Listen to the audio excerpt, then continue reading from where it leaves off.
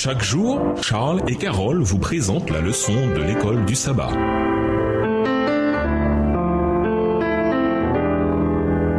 Bienvenue dans votre émission. Dieu nous parle. Nous voilà à la leçon de mardi. Seigneur, donne-moi cette eau-là. Je vous aspergerai d'une eau pure et vous serez purs. Je vous purifierai de toutes vos impuretés et de toutes vos idoles. Je vous donnerai un cœur nouveau et je mettrai en vous un souffle nouveau. J'ôterai de votre chair le cœur de pierre et je vous donnerai un cœur de chair. Je mettrai mon souffle en vous et je ferai en sorte que vous suiviez mes prescriptions, que vous observiez mes règles et les mettiez en pratique. Ézéchiel 36, versets 25 à 27. En quoi Ézéchiel 36, versets 25 à 27 reflète-t-il les vérités que Jésus cherchait à enseigner à Nicodème et à la femme au puits? Dans les deux cas, Jésus cherche à atteindre ces personnes avec des vérités spirituelles, bien que pour cela, il utilise des illustrations tirées de la nature. Aucun des deux au début ne comprend ce que veut dire Jésus. Comment, demande Nicodème, un homme peut-il naître de nouveau? Comment peut-il retourner dans le ventre de sa mère? Nicodème fonctionnait clairement sur un plan très terre-à-terre, alors que Jésus le renvoyait à une vérité spirituelle. Cette femme, elle aussi, prit les paroles de Jésus littéralement, alors que Jésus parlait d'une eau spirituelle. Quand Jésus lui propose de l'eau vive, la femme répond « Donne-moi cette eau-là pour que je n'ai plus soif et que je n'ai plus à venir puiser ici. » Jean 4, le verset 15. Elle se disait que l'eau proposée par Jésus lui éviterait tous ses tours au puits et réduirait ainsi les risques de croiser quelqu'un. Il est frappant que la conversation ait dévié si rapidement. Jésus demandait à boire, puis c'est la femme qui lui demande à boire. Lisons Jean 4, verset 16. Comment Jésus répond-il à la demande de la femme? Jean 4, le verset 16. « Va, lui dit Jésus, appelle ton mari et viens ici. » Brusquement, Jésus change de sujet et demande à la femme d'aller chercher son mari, puis de revenir. Pourquoi? Les actions de la femme témoignaient d'un évitement. Jésus lisait dans son cœur. Pour trouver la guérison, elle devait affronter la situation. Avant d'être à même de recevoir le don qu'il est impatient de lui communiquer, cette âme a besoin de reconnaître son péché et son sauveur. Extrait du livre Jésus-Christ, chapitre 19, page 153, livre écrit par Ellen G. White. Au revoir. Et à demain si Dieu veut.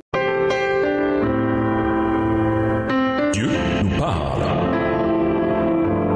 Chaque jour, Charles et Carole vous présentent la leçon de l'école du sabbat.